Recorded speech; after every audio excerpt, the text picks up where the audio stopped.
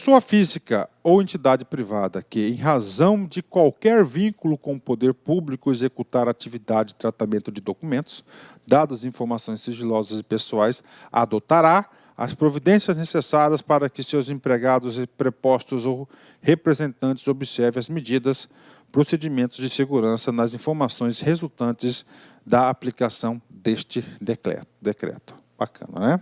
Tranquilo, não tem muita explicação. O acesso a documentos, dados e informações sigilosas originários de outros órgãos ou instituições privadas custodiadas para fins de instrução de procedimento, processo administrativo ou judicial somente poderá ser realizado para outra finalidade se autorizado pelo agente credenciado pelo respectivo órgão, entidade ou instituição de origem. O que está falando aqui? Tem Secretaria A, Secretaria B. Secretaria A manda uma informação para a Secretaria B para uma determinada função. A Secretaria B tem que ficar restrita a essa função na qual ele recebeu aquilo. Se caso for para outra destinação, tem que pedir autorização para a Secretaria A. Pronto. Seção 1, finalizar. Vamos lá, agora seção 1. Vamos começar a detalhar tudo agora. Da produção, do registro, da expedição, tramitação e guarda da informação sigilosa. A produção, manuseio, consulta, transmissão, manutenção, guarda de documentos, dados, informações sigilosas observarão as medidas especiais de segurança. Os documentos sigilosos, em sua expedição e tramitação, obedecerão às seguintes prescrições. Olha aí, agora você vai observar a preocupação do legislador estadual no sentido de preservar essas informações. Olha só, ela é sigilosa, então ela tem que ter o quê? Proteção. Deverão ser registrados no momento de sua produção, prioritariamente em sistema informatizado de gestão arquivística de documentos. Então, vai ter que ser registrado que essa informação ela vai sofrer restrição. Serão acondicionados envelopes duplos. Um envelope dentro do outro. Duplos, é isso mesmo. No envelope externo, não constará qualquer identificação do grau de sigilo ou teor do documento. O envelope interno será fechado, lacrado e expedido mediante relação de remessa que indicará necessariamente remetente, destinatário, número de registro e o grau de sigilo do documento. 5. Para os documentos sigilosos, para os documentos sigilosos digitais deverão ser observadas as prescrições referentes à criptografia, que é uma seção específica. Então, a criptografia são para os documentos digitais sigilosos, é a chave de abertura da informação. Então, olha aí, gente, ó, no momento da sua expedição e tramitação, tá lá na sua mesa, está tranquilo. Essa informação ela tem que ser expedida para fulano de tal. Então, envelope duplo, entendeu? Sistema, isso aqui são as informações, ó, pode cair, mas como eu falei para vocês, aqui é mais específico para quem vai trabalhar em protocolo, arquivologia, bibliotecário, né? Artigo 41. Então, ela vai caminhar no órgão, né? Como é que ela vai caminhar? Manda o boy entregar? Não. A expedição, tramitação e entrega de documentos ultrasecreto e secreto deverá ser efetuadas pessoalmente por agente público credenciado. Aquele cara que tem a credencial lá de segurança. Ele que pode entregar para outro documento. Sendo vedada a sua postagem. A preocupação de salvaguardar essas informações. Parágrafo único. A comunicação de informação de natureza ultrasecreta e secreta e de outra forma que não há prescrita no caput deste artigo, só será permitida excepcionalmente em casos extremos de requeiram tramitação e solução imediatas, em atendimento ao princípio da oportunidade e considerados os interesses da segurança e da sociedade do Estado, utilizando-se o adequado meio de criptografia. Ok, né? 42. Então, 41, ele fala de informação secreta e outra secreta. E a reservada? A reservada ficou aqui para o 42.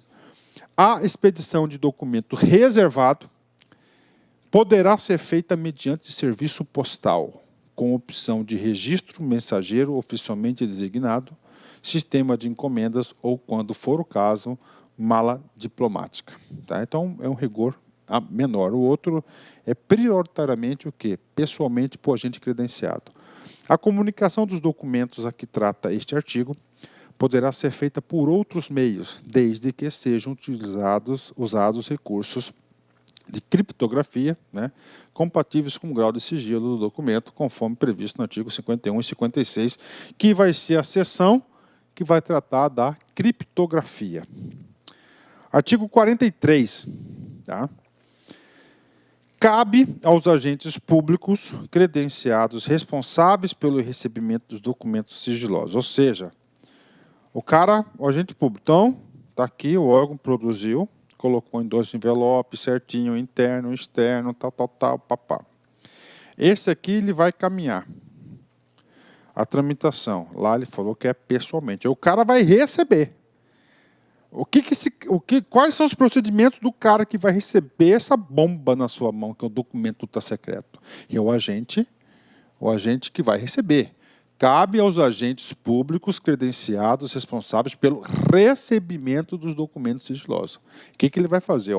Verificar a integridade da correspondência recebida e registrar indícios de violação ou de qualquer irregularidade, dando ciência do fato ao seu superior hierárquico e ao destinatário, o qual informará imediatamente ao remetente. Olha, veio danificado. Não, recebi tranquilo, bacana. 2. Proceder o registro do documento e o controle de sua tramitação, cadastrar no sistema, né? Bacana? Estão entendendo? Tranquilo, né? Artigo 44.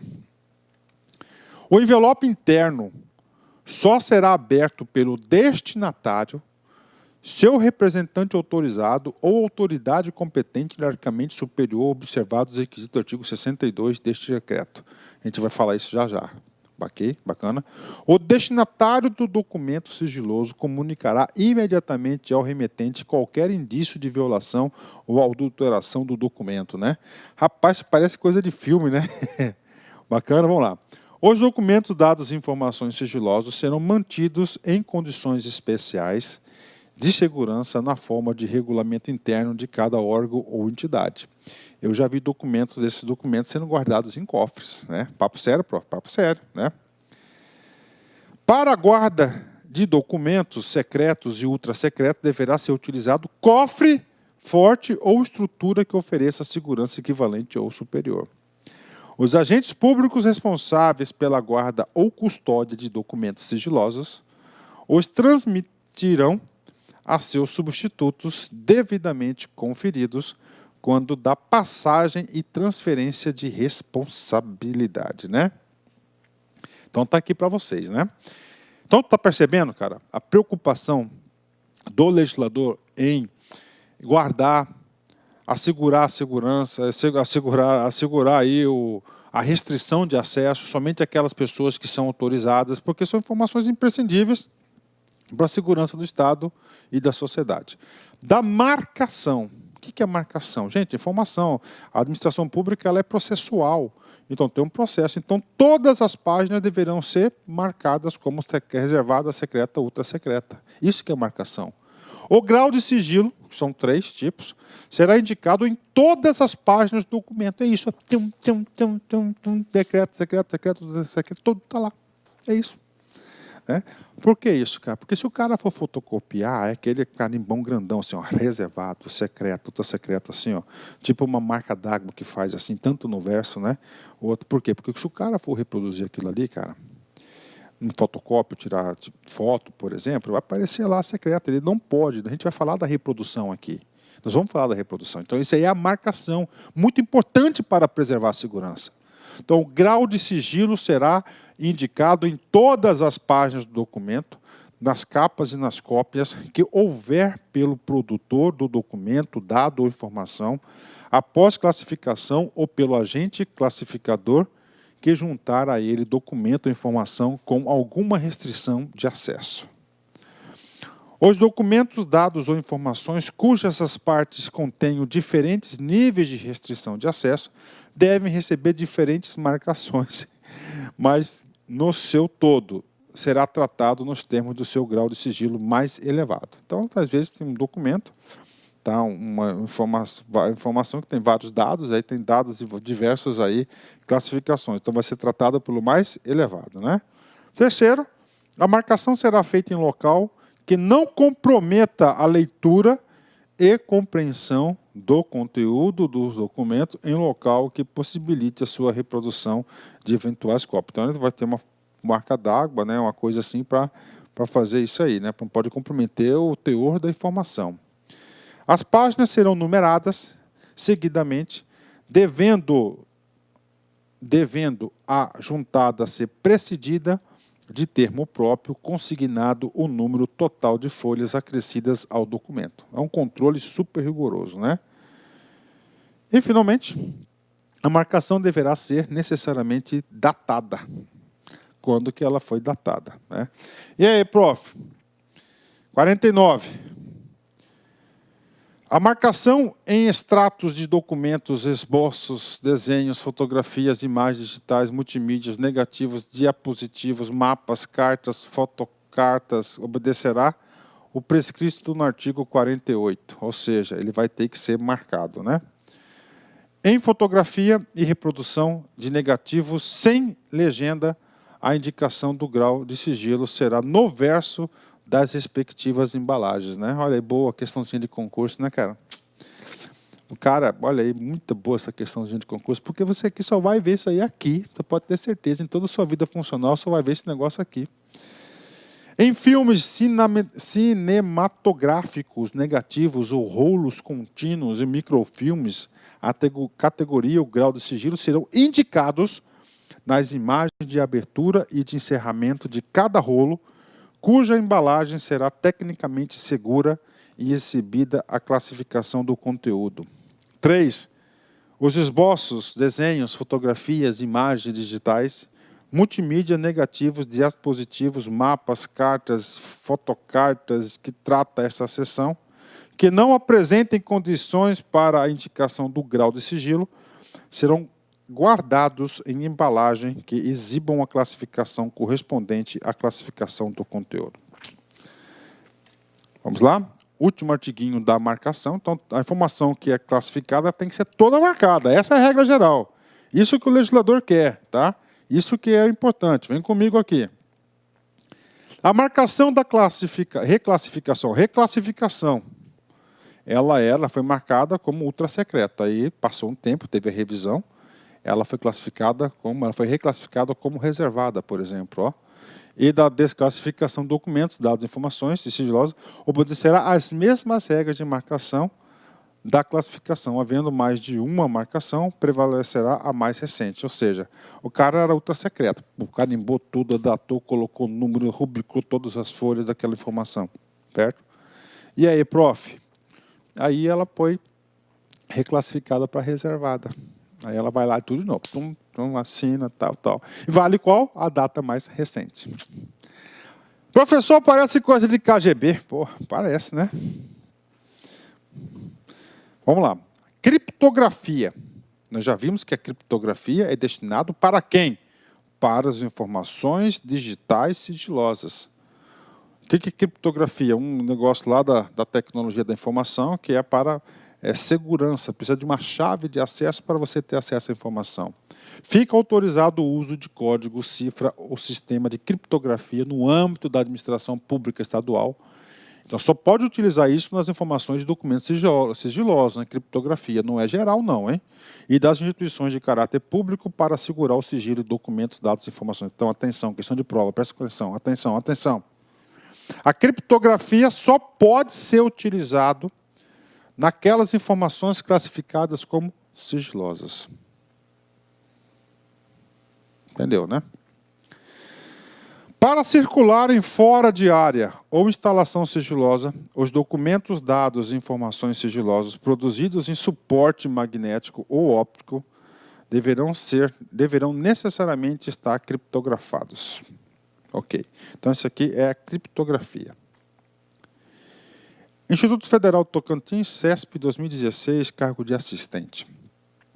De acordo com a Lei 2.527, a qual regula o acesso à informação previstas na Constituição Federal, O acesso a informação públicas também será assegurado mediante recurso de criptografia, que utiliza algoritmo simétrico ou assimétrico para realizar a cifração ou decifração.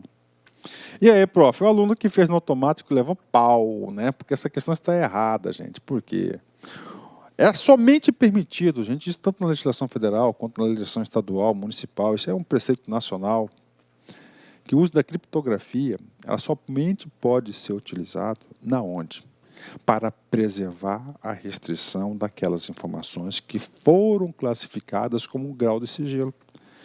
Os graus de sigilo nós temos hoje na legislação atual são 3: reservado, secreto e ultra secreto. Logo, você não caiu nessa, né? A questão está errada. Pronto, tá aí, né? Bacana, né? Você viu, cara, como estudo, você vai estudando e você vai ficando competitivo? Seção 4. Da preservação e eliminação. Preservação e eliminação, eu vou ter que ir um pouquinho lá na teoria da arquivologia para explicar para vocês. Porque são assuntos inerentes à arquivologia, tá? Aplicam-se aos documentos, dados, informações sigilosas, os prazos de guarda estabelecidos na tabela de temporalidade de documentos e atividades meio, oficializada pelo Decreto 48.898, e nas tabelas de temporalidade de documentos das atividades fim, oficializada pelos órgãos e atividades da administração pública estadual, ressalvado o disposto do artigo 49 deste decreto. Ok. Professor, não entendi nada. Tá bom, calma. Tabela de temporalidade. Gente, tabela de temporalidade, coloca aí o conceito da arquivologia. O que a tabela de temporalidade faz? Faz isso. Instrumento que define os prazos de guarda e destinação final dos documentos. Isso que é a tabela de temporalidade. Por exemplo, né, trouxe aqui um exemplo para vocês aqui, ó, é o seguinte, nós temos a tabela de temporalidade, ó, aqui, ó, tá, uma tabela, um exemplo aqui para vocês. Na arquivologia tem uma teoria chamada teoria das 3 idades, né? Então nós temos a primeira idade, né, que são os arquivos correntes, segunda idade aqui, que são os arquivos intermediários, né? E o terceiro aqui, ó, terceira idade, que são os arquivos permanentes, né? Ó, permanentes, né? Então é o seguinte, vamos colocar aqui um exemplo aqui para vocês. Documentos de associações, sindicatos, né, em relacionamento com o governo, né? Então a tabela de temporalidade ele fala o seguinte: primeiro, ele tem que ficar 3 anos aqui, ó, 3 anos aqui no arquivo corrente. O que é o arquivo corrente? O arquivo corrente é aquele arquivo local da sua unidade de trabalho, onde você usa muito aquele documento. Então, aqui tem que ficar próximo de você, porque você utiliza esses documentos de associação. Passados 3 anos, ele vai lá para o intermediário, que é um arquivo central. Lá e ali vai ficar guardadinho por 3 anos, porque ele tem pouquíssimo uso. Quando o órgão precisa, busca, ele utiliza, depois manda para lá. Passados 3 anos, como este é um arquivo, tá certo? É um documento que tem um valor histórico, né? Tem uma memória histórica, né? Tem um valor histórico, ele vai o quê? Vai para a guarda permanente. Nunca mais ele vai ser destruído, ele vai ficar para a eternidade, guarda permanente do arquivo público, né? Cursos internos, né? O que acontece? Toda a documentação dos cursos internos, material de apoio, material didático, fica 4 anos lá no órgão, lá na entidade, lá na unidade administrativa que produziu. Não, na tabela de temporalidade diz que não precisa passar para aqui, ó, para o intermediário, ele vai direto para guarda permanente. Tá? Professor, e folha de pagamento? Pela legislação são 100 anos, né? Fica 5 anos lá no RH, na gestão de pessoas. Depois ele vai lá para o arquivo intermediário, tá certo? Ele vai ficar lá 95 anos no arquivo funcionário, depois ele vai ser eliminado, destruído. Por quê? Porque ele não tem valor histórico, não tem valor cultural, folha de pagamento. Ó. Escala de férias, fica 5 anos no órgão, depois ele vai o quê? Diretamente para a eliminação, tá? Eliminação. Então isso que é a tabela de temporalidade dos documentos, ou seja, essa legislação aqui, ela foi detalhada, né? Um decreto realmente aí que você tem que tirar o chapéu para ele. Resumindo para vocês, nós temos o seguinte, vem comigo aqui, nós temos 3 fases da tabela de temporalidade, né? Temos a fase corrente, que é a eliminação, a fase intermediária, temos aqui a fase corrente, fase intermediária e fase permanente, não é isso? Corrente, aqueles documentos que ficam próximos ali, né? Todo documento nasce na corrente, todos eles, né? Então, você fica próximo na unidade administrativa onde foi produzida, né?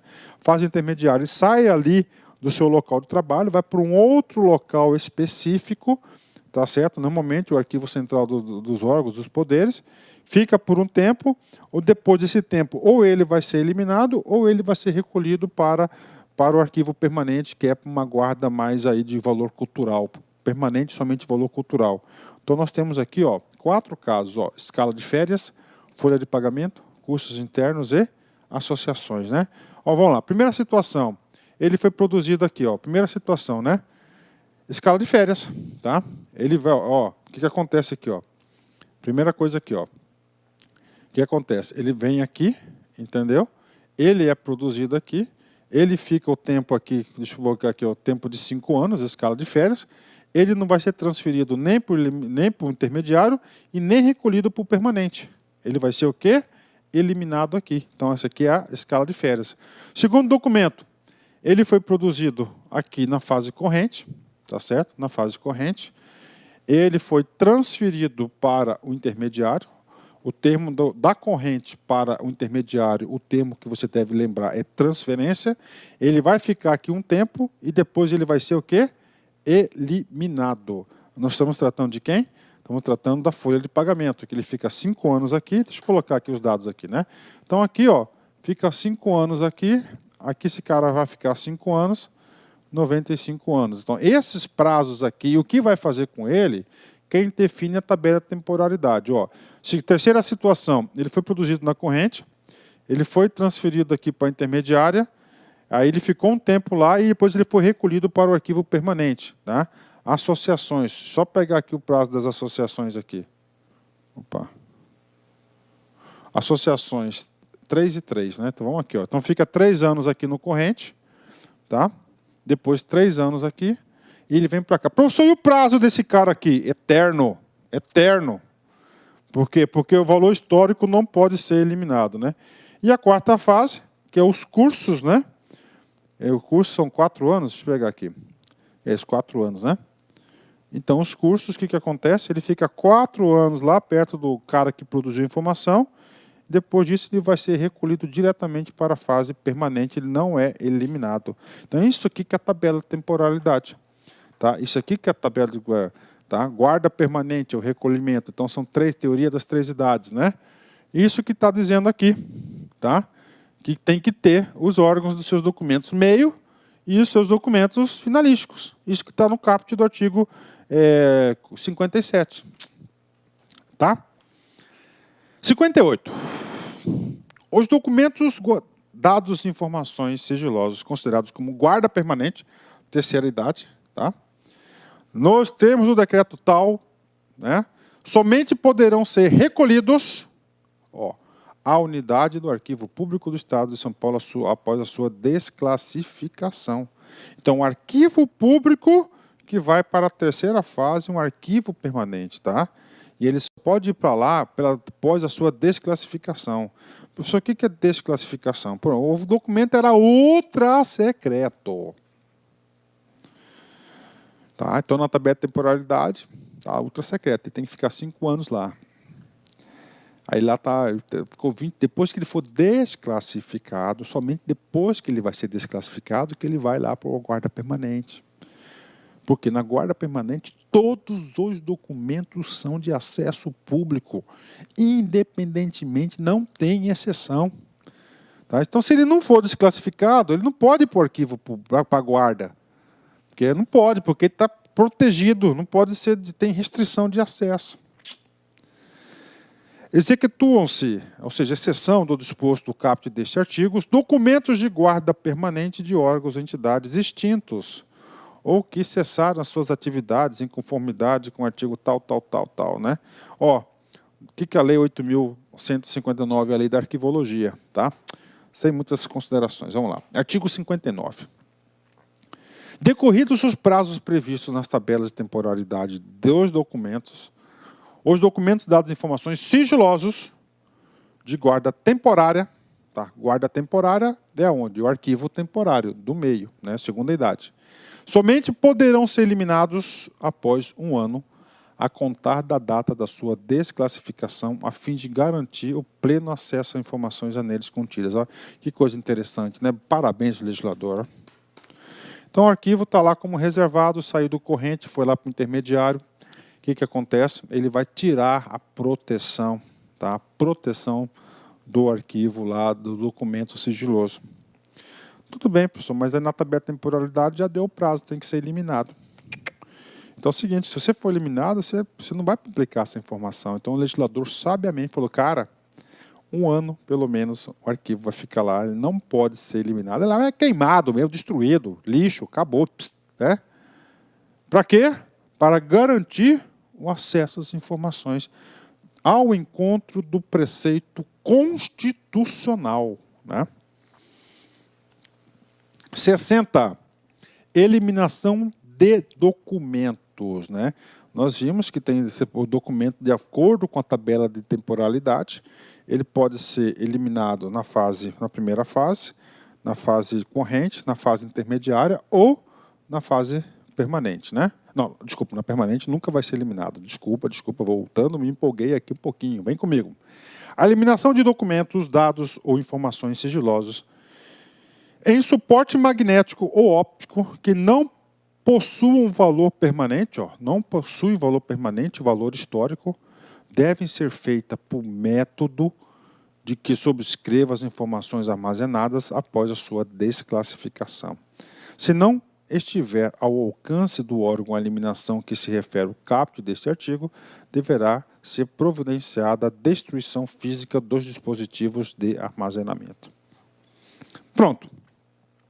Foi até legal, né, cara, essa partinha aqui, né? Vamos lá. Subseção 5. Da publicidade de atos administrativos referentes aos documentos, o quê? Sigilosos.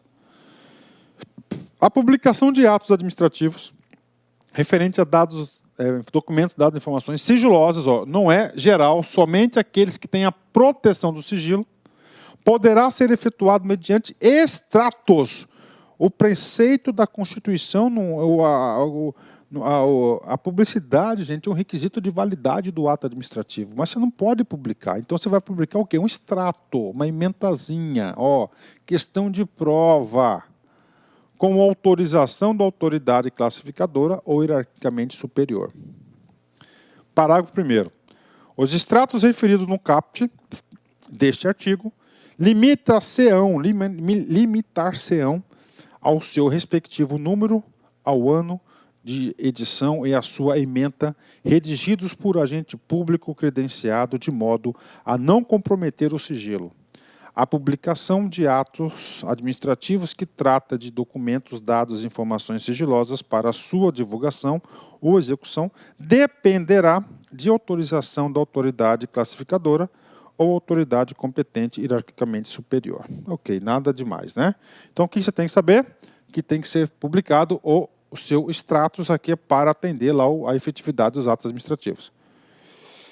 Subseção 6, do credenciamento. O que é o credenciamento, cara? O credenciamento, a informação foi classificada como ultra secreta. Mas eu preciso dessa informação. Eu não sou o governador que fez, o governador fez isso, mas eu preciso, sou um agente público, sou um servidor público, eu trabalho com isso. Então eu tenho que ser previamente autorizado. Essa autorização chama-se credencial de segurança para ter acesso àquela informação. O credenciamento é a necessidade de conhecer, são condições indispensáveis para que o agente público estadual, no efetivo exercício do cargo, função, emprego ou atividade, tem acesso a documentos, dados e informações sigilosos equivalentes ou inferiores à sua credencial de segurança. Artigo 63. As credenciais de segurança referentes aos graus de sigilo previsto no artigo 31, ultrasecreto, secreto e reservado, deste decreto, serão classificados nos graus de sigilo ultrasecreta, secreta ou reservada. Então, você vai ter as credenciais aí, né? A credencial de segurança referente à informação pessoal, prevista no artigo 35 deste decreto, será identificada como personalíssima.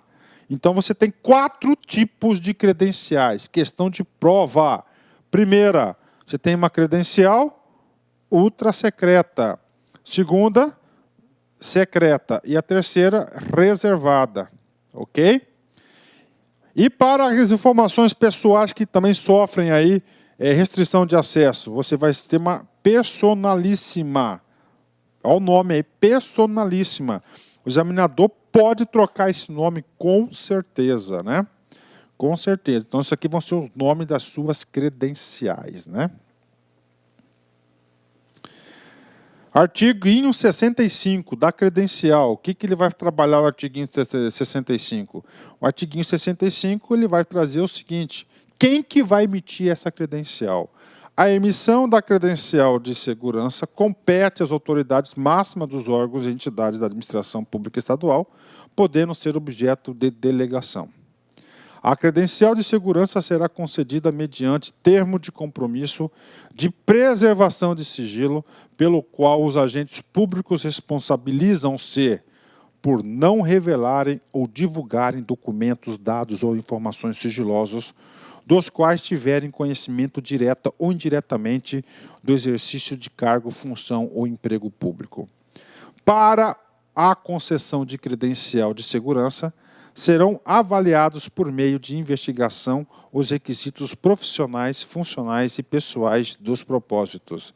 Terceiro, a validade de credencial de segurança poderá ser limitada ao tempo e no espaço. O compromisso referido no caput deste artigo persistirá enquanto durar o sigilo dos documentos que tiverem a eles. Então está aqui para vocês a credencial, né? Então o legislador pensou até nisso, né, cara? Até nisso o legislador pensou, né? Então a credencial para ter acesso, né? Bacana? Olha lá, está acabando.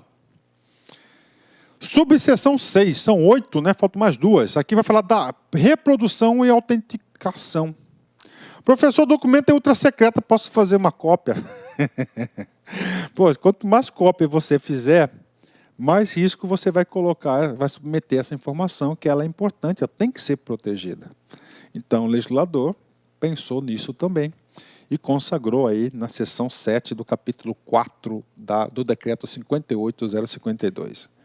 Os serviços de informações ao cidadão, SIC, dos órgãos e entidades da administração pública estadual fornecerão, desde que haja autorização expressa das autoridades classificadoras ou das autoridades hierarquicamente superiores, reprodução total ou parcial de documentos e dados e informações sigilosos. A reprodução do todo ou de parte de documentos, dados e informações sigilosas terá o mesmo grau de sigilo dos documentos, dados e informações. Ou seja, se fez uma cópia, essa cópia tem o mesmo grau que o original. A reprodução e autenticação de cópias de documentos, dados e informações sigilosas serão realizados por agentes públicos credenciados na subseção anterior. Serão fornecidas certidões de documentos sigilosos que não puderem ser reproduzidos integralmente em razão das restrições legais ou do seu estado de conservação. Para 4. A reprodução de documentos, dados e informações pessoais que possam comprometer a intimidade, a vida privada, a honra ou a imagem dos terceiros poderá ocorrer desde que haja autorização nos termos do parágrafo tal. Ok, né? 67. Os responsáveis pela preparação ou reprodução de documentos sigilosos deverá providenciar a eliminação de provas ou qualquer outro recurso que possam dar origem à cópia não autorizada do todo documento ou parte. Ou seja, tem que ter um controle, cara. Tem que ter um controle disso, né? Então tem que ter um controle. Sempre que a preparação, impressão ou, se for o caso, reprodução de documentos, dados e informações sigilosas forem efetuadas em tipografias, impressoras, oficinas gráficas ou similares, essa operação deverá ser acompanhada por agente público credenciado, que será responsável pela garantia do sigilo durante a confecção do documento. Professor, esse negócio aqui, professor, parece coisa de KGB, então, né? Mas o legislador ele foi exaustivo, cara. Ele tentou amarrar todas as situações, né? Mas é gostoso, é interessante estudar essas coisas de vez em quando, né? Vamos comigo aqui. Última subseção, artigo 69 da gestão de contratos. O contrato cuja execução implique o acesso por parte da contratada a documentos, dados ou informações sigilosas obedecerá os seguintes requisitos. O que está falando aqui, cara? Às vezes tem uma empresa terceirizada que é a administração pública contrata para digitalizar, microfilmar as informações do órgão, né? E nessas informações vai no bojo lá uma informação secreta, com restrição, né, de sigilo ou pessoal. O que acontece? Esse artiguinho aqui, 69 e o 70, vem regular esse procedimento da gestão dos contratos das empresas que têm esse objeto. Primeiro, assinatura de termo de compromisso de manutenção de sigilo. Segundo, o contrato conterá cláusulas prevendo a obrigação de o contratado manter o sigilo relativo ao objeto contratado, bem como a sua execução. B, obrigação de o contrato adotar as medidas de segurança enquadradas no âmbito de suas atividades para a manutenção do sigilo de documentos, dados e informações aos quais teve acesso. C, identificação para fins de concessão de credenciamento de segurança das pessoas que, em nome da contratada, terão acesso a documentos, dados e informações sigilosas. Último artiguinho da aula mais longa aí que nós temos aí sobre o decreto 58.052, né? Vamos lá. Artigo 70, né? Os órgãos contratantes da administração pública estadual fiscalizarão cumprimento das medidas necessárias à proteção dos documentos, dados e informações de natureza sigilosa transferidos aos contratados ou decorrentes da execução do contrato. Pronto, não vamos falar mais de informação sigilosa, né?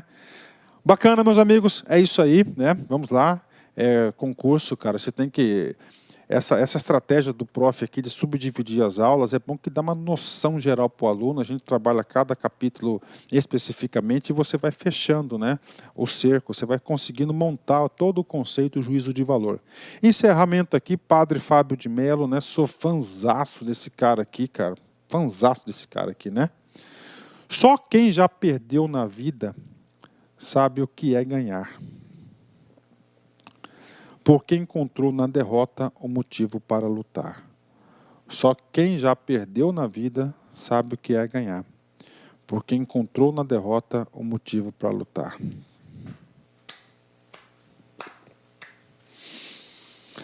Forte abraço, fique com Deus e até a próxima, se Deus quiser. Fui. Tchau.